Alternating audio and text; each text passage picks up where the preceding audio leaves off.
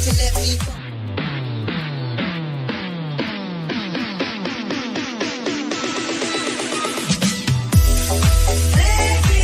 Begging you, put your loving hands out, baby. Begging you, put your loving hands out, darling. My love, when I was king, played it hard to play 'cause I Bonjour tout le monde, bienvenue à ce Forex Expresso. J'espère que vous vous portez bien. On a des marchés qui se sont emballés hier. L'étincelle, ça a été l'annonce d'une réunion diplomatique entre les ministres des Affaires étrangères russes et ukrainiens qui a lieu aujourd'hui. Franchement, on va voir, mais allez, on va pas être pessimiste, mais je pense qu'on est allé un peu vite en besogne sur les marchés. On va voir ça. En tout cas, on est sur un rebond technique. Quelqu'un m'a dit qu'il avait essayé de jouer la technique du rebond du chat mort. Attention, donc je suppose qu'il a rejoué la baisse. Attention, Pascal, il faut attendre quand même un signal que cette hausse est terminée. On va voir ça en graphique. Tout à l'heure, il y a la BCE, j'en parle dans un instant après l'avertissement sur les risques.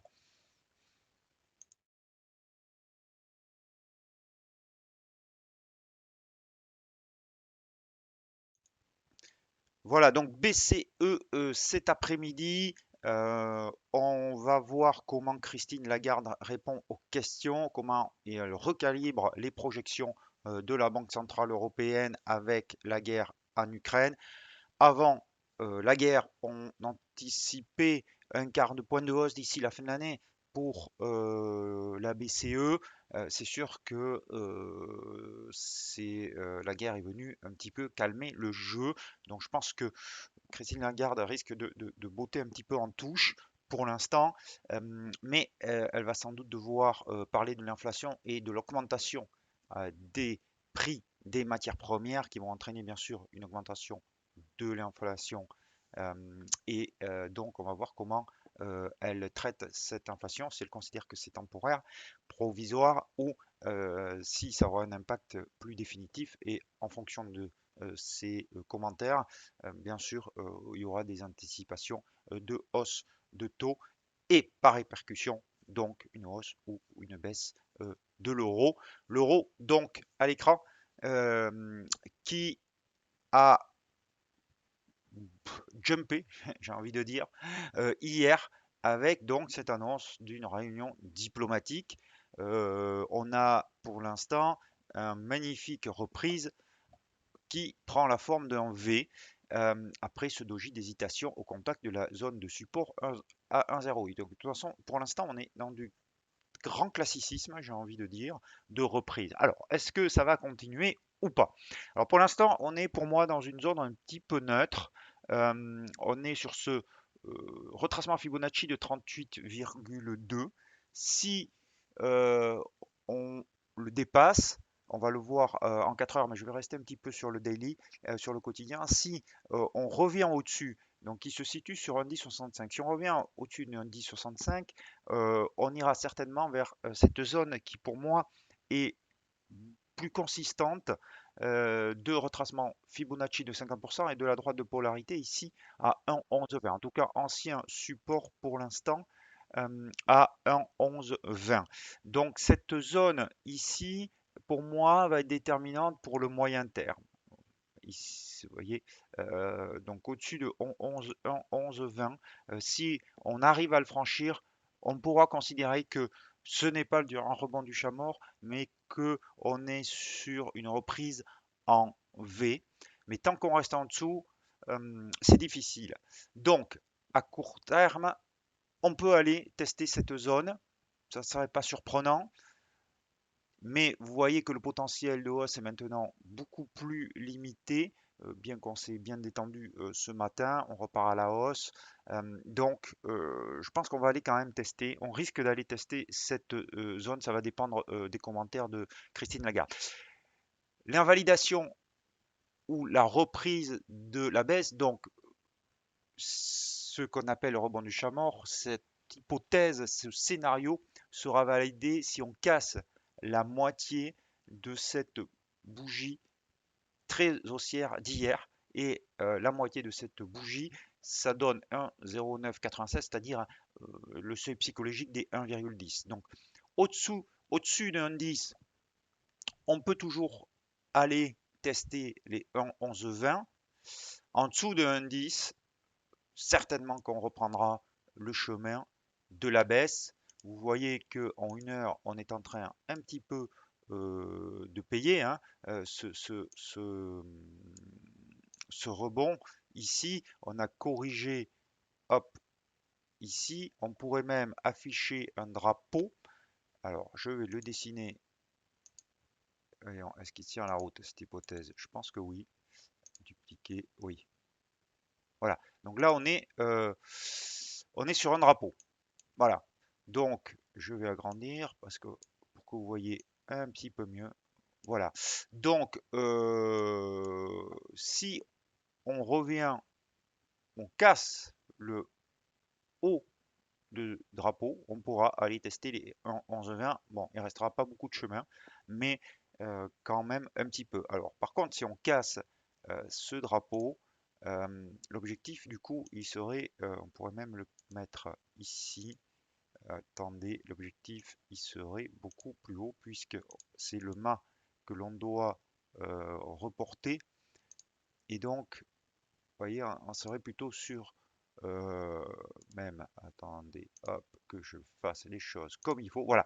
Ah bah écoutez, on tomberait sur un rebond un peu plus conséquent avec un 12,80 qui est le point de départ de cette vague de baisse. Donc c'est intéressant quand un objectif correspond à un seuil technique. Euh, Maintenant, il va falloir surveiller la sortie de ce drapeau. Si on sort par le haut, bon, en 11,20, on ira les tester, c'est vraisemblable. Euh, et au-delà, donc, un 12,80. Si par contre, on sort par le bas et on casse les indices, on aura certainement ce scénario ici qui se mettrait en place avec une correction en A, B, C. Donc une phase A ici, une phase B ici et une phase C, la dernière, qui irait toucher un nouveau point bas entre, hier je vous ai expliqué que c'était un 0,630, je ne l'ai pas dessiné ici, mais entre un 0,630 et un 0,766. Voilà, j'espère que j'ai été clair sur les niveaux. Et finalement, c'est assez simple techniquement. Il faut attendre la sortie du drapeau pour éventuellement aller tester les 11 verts, mais le potentiel reste un peu limité. Si on casse par contre cette zone ici, on ira sur un 12,80. Par contre, si on casse les indices, l'hypothèse du scénario en ABC se mettrait en place et on irait tester vraisemblablement au minimum 1,0766. Voilà pour l'euro-dollar. Je vais hop, parler maintenant de l'euro yen. On est un petit peu, je vais aller un peu plus vite parce qu'on est un petit peu sur les mêmes configurations. Vous savez que l'euro yen est très lié aux indices boursiers. Donc, euh, vous avez ce rebond qui maintenant arrive sur un retracement Fibonacci de 50%, mais le gros niveau va être plutôt le retracement de 61,8 parce qu'on a la moyenne mobile à 200 périodes qui passe aussi sur ce niveau et c'est le seuil technique sur 130, le niveau psychologique des 130. Donc la zone 129, 60, 130, elle peut être difficile à traverser, surtout si on y va d'un seul coup. Euh, mais pour l'instant, là encore, je ne l'ai pas fait, mais tant qu'on reste au-dessus du milieu de la bougie d'hier, je vous laisse le soin de calculer, on restera dans l'hypothèse du rebond. Si on repasse en dessous, par contre, on reprendra une position à la baisse.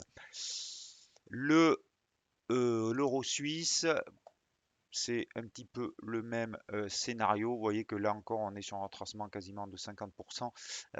Donc, l'hypothèse du rebond reste toujours valable tant qu'on est au-dessus, mais la tendance reste au-dessus de cette moyenne mobile à 13 périodes, pardon, mais la tendance reste baissière malgré tout, tant qu'on n'a pas dépassé les 61,8.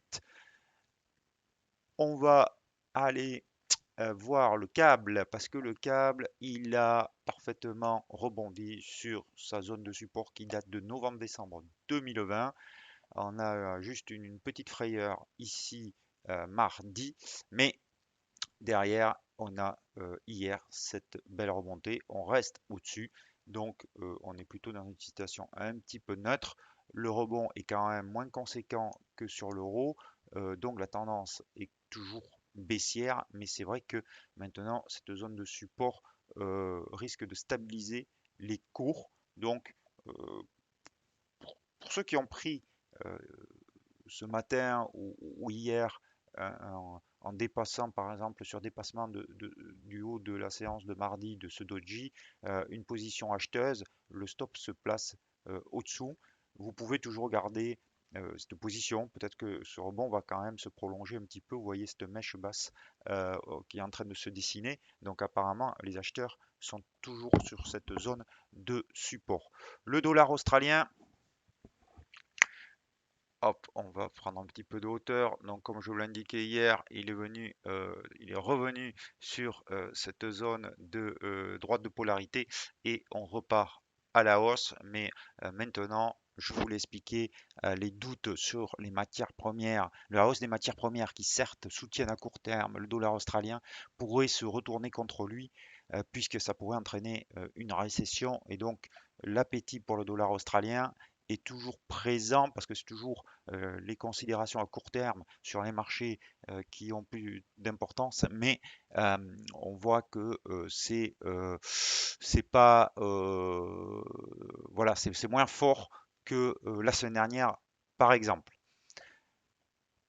Le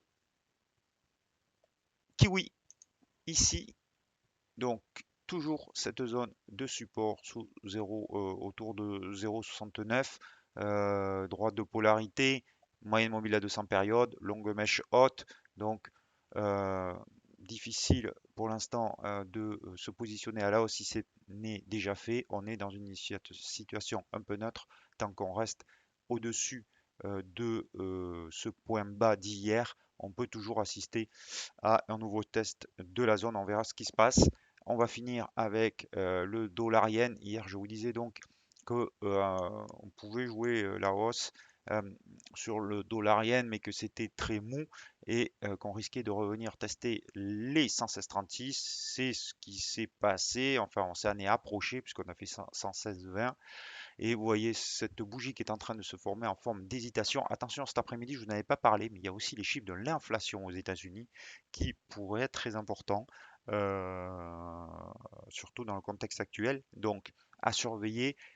Et donc, pourquoi je vous dis ça? Parce que cette bougie en forme de doji, si on clôturait comme ça ici ce soir, ça pourrait être une raison suffisante pour sortir, puisqu'on est encore, on bute encore sur cette résistance. Par contre, cette bougie risque fondamentalement de se modifier avec les chiffres de l'inflation, le dollar yen étant assez réactif au taux d'intérêt entre de taux d'intérêt sur le dollar et qui vont bien sûr être impactés par les chiffres de l'inflation. Donc surveiller, mais toujours plutôt haussier sur le dollar yen. Mais certainement, il faudra franchir cette zone de résistance pour l'être davantage.